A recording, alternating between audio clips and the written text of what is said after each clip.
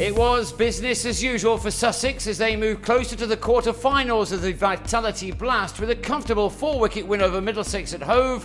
Ollie Robinson, the match winner, with a career-best performance. Put in, Middlesex was soon in trouble. Paul Stirling holed out to Delroy Rawlins off Chris Jordan after making 6.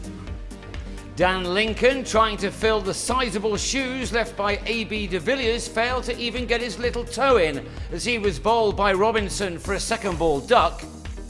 The seamer then proving too good for David Milan, who nicked off on 7. While John Simpson picked out David Visa 2 balls later, Robinson with 3 for 11 from 3 overs as the visitors struggled to 28 for 4 at the end of the power play. With Rashid Khan and T. Mel Mills now coming on, runs were at a premium before Danny Briggs trapped George Scott in front for 6. Middlesex on 40 for 5 from 9.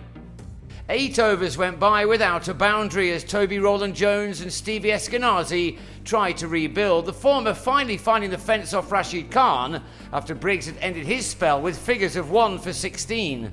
So Middlesex entered the final 5 overs with only 72 runs on the board, but with batsmen in, who could now go on the charge as Rowland-Jones did off Mills.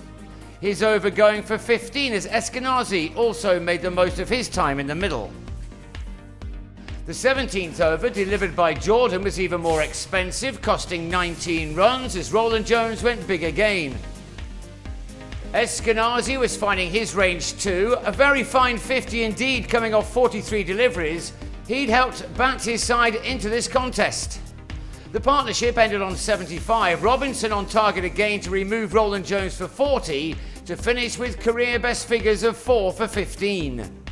Eskenazi ended on 57, his side completing their innings with a total of 127 for 6. And that soon looked competitive as Phil Salt hit Tom Helm to Nathan Souter after making 2. While Laurie Evans was held by Milan off Mujib-ur-Rahman, the Sharks slipping to 15 for 2 from 3 overs. Luke Wright steadied the ship, a couple of boundaries seeing his team get to 40 for 2 at the end of the power play. Alex Carey then tucked into Stephen Finn when he came on to bowl, fresh from his fifer the day before. Rowland-Jones, though, was enjoying his night, yet more so when he dragged his side back into the game again by dismissing Wright for 26, Milan with his second catch to leave the hosts on 51 for 3 in the 8th. 24 hours appears to be a very long time in T20, and Finn now was on the receiving end as the Sharks finally took control. David Visa took him for 17 runs in an over, including these 2 maximums. Visa's all-out attack did bring about his downfall, but only after he'd blasted 26 off 15 balls.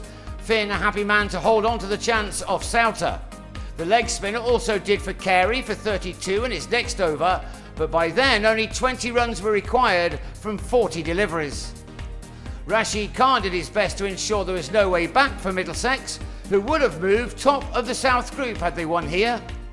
Instead, they were second best, even though Rashid helped Souter to figures of 3 for 20 as he was stumped by Simpson.